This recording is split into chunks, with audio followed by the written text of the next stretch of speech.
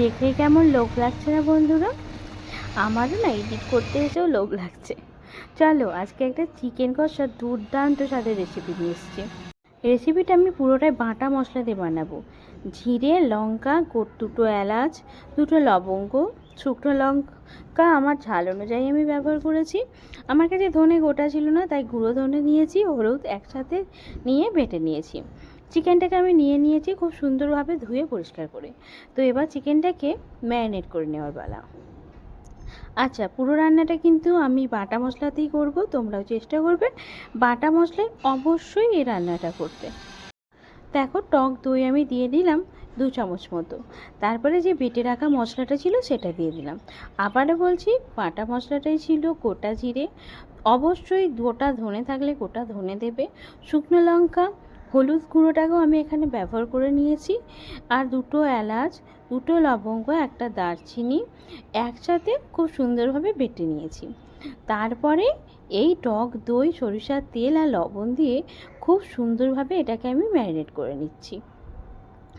আমার কাছে গোটা যদি ধনে থাকতো তাহলে আমি কিন্তু গোটা ধনিয়া দিয়েই এই মানে ওটাকেও আমি পেস্ট বানিয়ে নিতাম একসাথেই, কিন্তু যেহেতু ছিল না সেহেতু আমি গুঁড়ো মশলার সাথেই ওটাকে পুরো পেস্ট বানিয়ে নিয়েছি। তাতেও কিন্তু এর স্বাদটা বেশ ভালো এসেছিলো। তো চলো, কড়ার মধ্যে এবার তেল দিয়ে নিয়েছি। আমি ঘন্টাখানেক মতো ওটাকে ম্যারিনেট করে রেখেছিলাম। তোমাদের হাতে যদি সময় বেশি না থাকে তাহলে আধা ঘন্টা মতো অন্তত রেখো, তাহলেই হবে। কড়ার মধ্যে তেলটা দিয়ে নিয়েছি। এবার গোটা গরম মশলার ফোড়ন দিয়ে নেব। গোটা গরম মশলার ফোড়নটা দিলে এই রান্নার স্বাদটা বেশ ভালো আসে, তার জন্য তোমরাও চেষ্টা করো গোটা গরম মশলার ফোড়নটা দিয়ে নিতে। ফোড়নটা যখন ভাজা হয়ে আসবে সেই সময় আমি এখানে কেটে রাখা পেঁয়াজ ব্যবহার করব। কোনো রকম পেঁয়াজ, আদা, রসুন আমি কিন্তু কিচ্ছু ওই মাংস ম্যারিনেট করার সময় ব্যবহার করিনি, তোমরা হয়তো সেটা লক্ষ্য করেছো। তো চলো, এখানে আমি দেখো এই যে পেঁয়াজ এখানে আমি দিয়ে নিয়েছি, একটা গোটা বড় সাইজের পেঁয়াজ এখানে আমি কেটে দিয়ে নিয়েছি। পেঁয়াজটা দিয়ে নেওয়ার পর এই চিকেনগুলোকে দিয়ে নেব। এবার চিকেনগুলোকে এর মধ্যে দিয়ে নেব, দিয়ে চিকেনগুলোকে হাই ফ্লেমে আমি ভেজে নেব। এই রান্নাটা আমি করার পর আমি ভাবলাম যে এরপর থেকে যখনই চিকেন কষা বানাবো, মানে যদি ভিডিও বা শ্যুট করার কিছু না থাকে তাহলে আমি এইভাবেই বানাবো। দুর্দান্ত হয়েছিল, মানে খুবই টেস্টি হয়েছিল। তোমরা যদি একবার এরকমভাবে বানিয়ে খাও তোমাদেরও কিন্তু বেশ ভালো লাগবে। তারপরে দেখো, আমি হাই ফ্লেমে চিকেনটাকেই পেঁয়াজের সাথে বেশ ভালো মতো কিন্তু ভেজে নেব, পুরো বেশ কিছুক্ষণ ধরে, যতক্ষণ না দেখবো যে চিকেনের কালার চেঞ্জ হয়েছে, চিকেনের রঙটা ঠিকঠাক এসছে, ততক্ষণ কিন্তু আমি এগুলোকে ভাজতে থাকবো। তো দেখো, আমি কিন্তু প্রায় এই চিকেনগুলোকে 8-9 মিনিট ধরে ভেজেছি।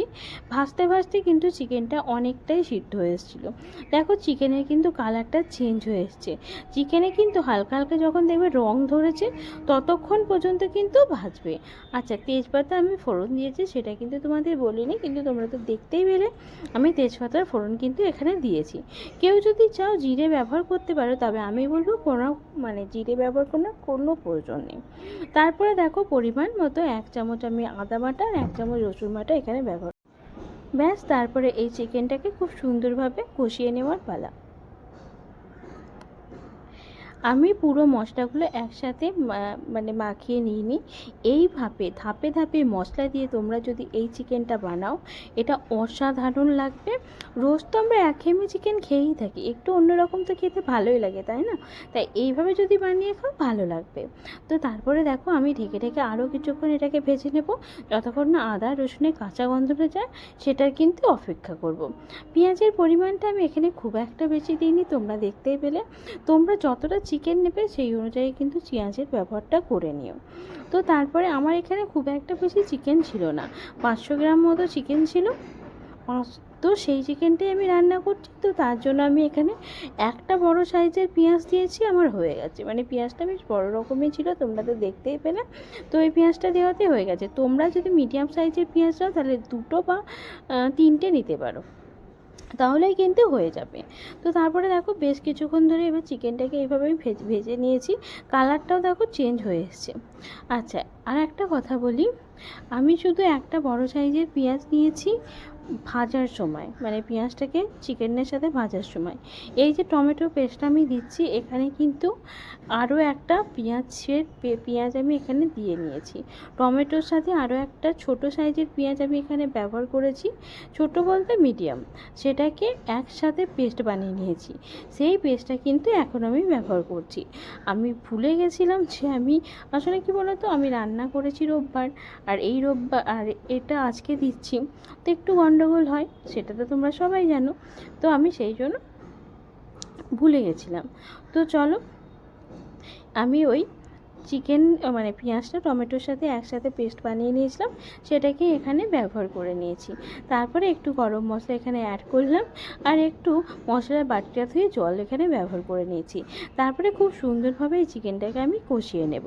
বেশ কিছুক্ষণ ধরে সময় ধরে ধরে কষাবো, মানে কড়ার তলায় যাতে লেগে না যায় এটা কিন্তু খেয়াল রাখবে। যদি লেগে যায় অল্প অল্প করে জল দিয়ে চিকেনটাকে বারেবার কষাতে থাকবে।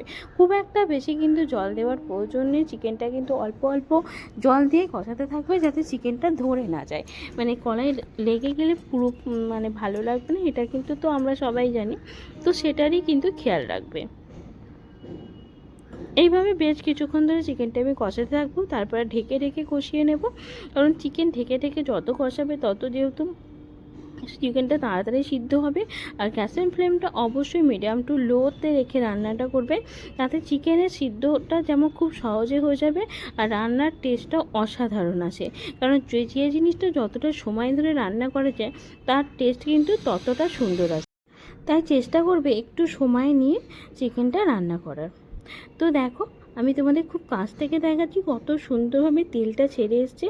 এরকমভাবে যতটা সময় নিয়ে চিকেনটা কষাতে থাকবে তেলটা ওপরের দিকে উঠে আসবে, দেখতেও এটা সুন্দর লাগবে আর খেতেও কিন্তু অসাধারণ লাগে। এইভাবে আরও বেশ কিছুক্ষণ আমি চিকেনটাকে কষিয়ে নিয়েছি।